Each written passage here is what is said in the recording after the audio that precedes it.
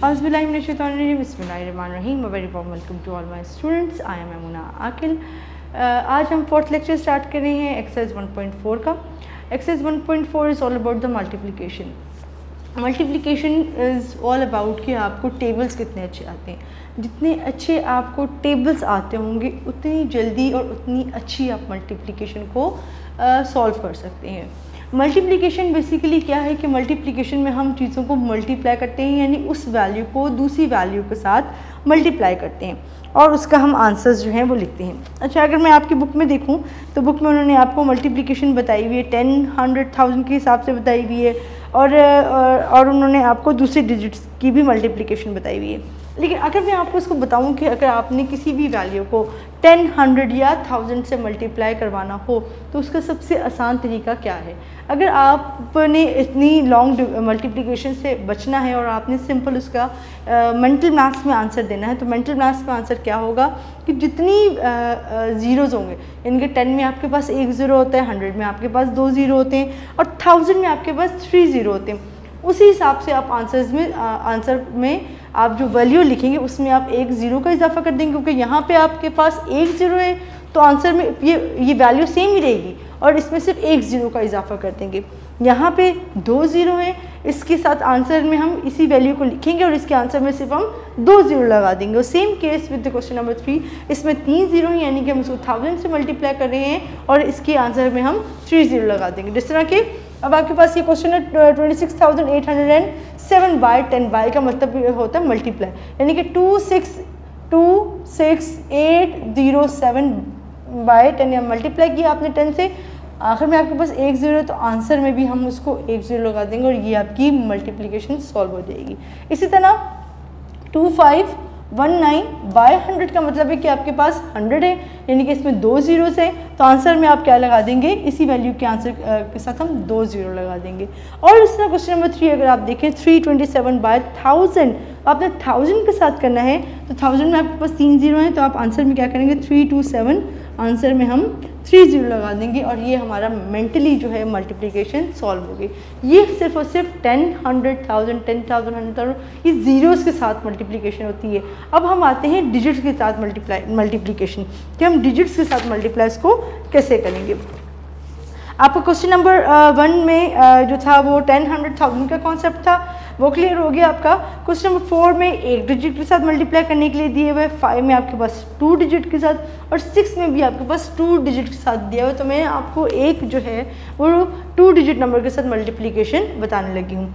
सबसे पहले आपको ये पता होना चाहिए कि इनको कहते क्या हैं, इनकी टर्मिनोलॉजीज़ होती हैं, वो आप इसको कैसे पढ़ेंगे। जिस वैल्यू के साथ हम मल्टीप्लाई करते हैं इनको हम मल्टीप्लिकेंट कहते हैं, MULTIPLICANT मल्टीप्लिकेंट कहते हैं। जिस वैल्यू से हम मल्टीप्लाई कर रहे होते हैं वो हमारा क्या कहलाता है, मल्टीप्लायर कहलाता है।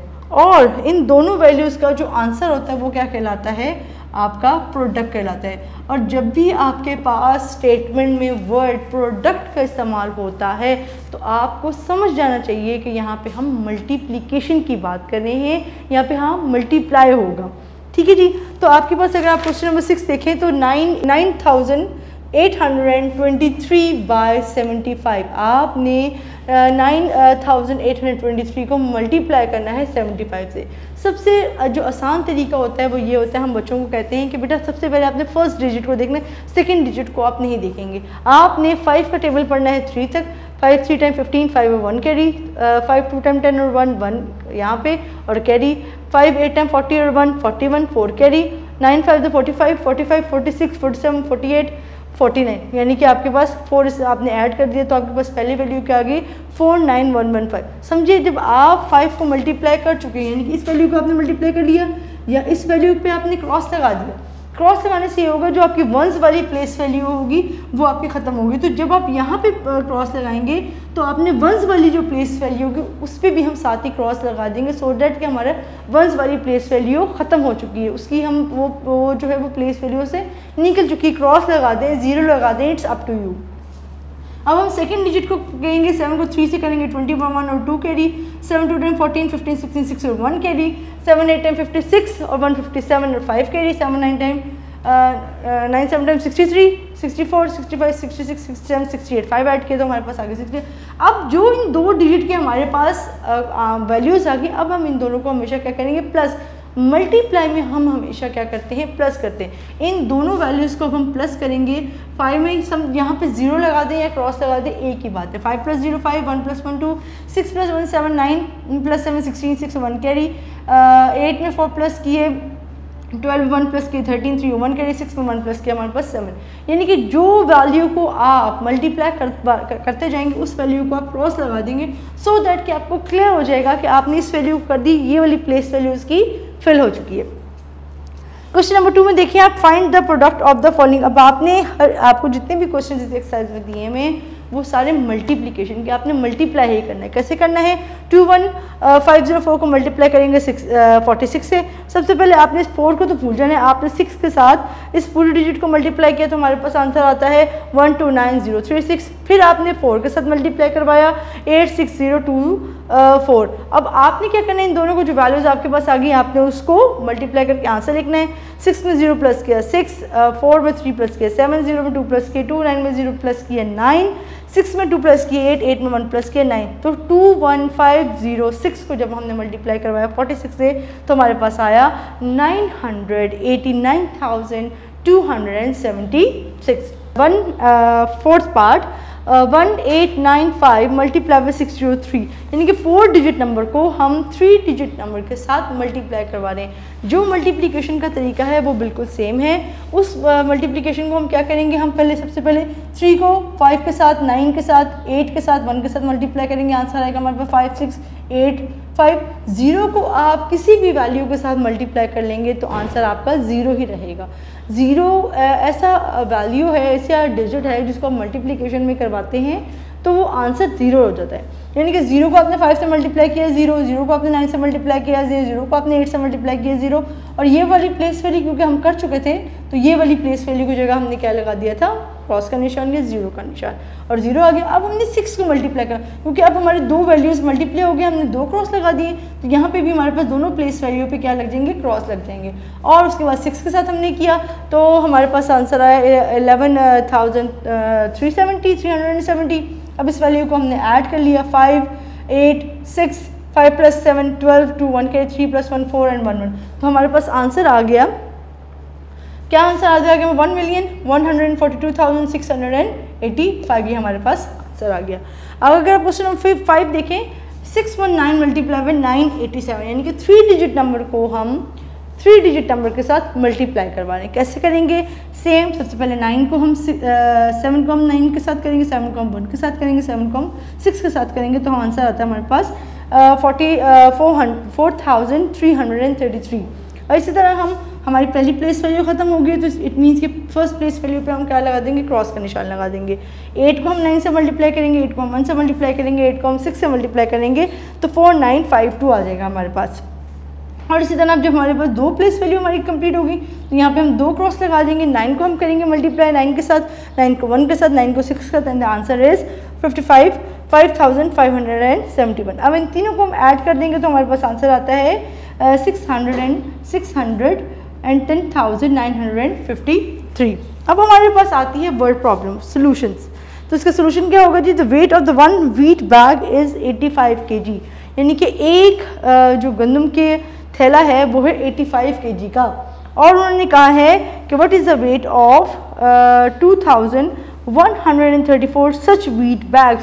तो 2134 बैग्स की कीमत के बैग्स जो हैं वो कितने पैसों में होंगे।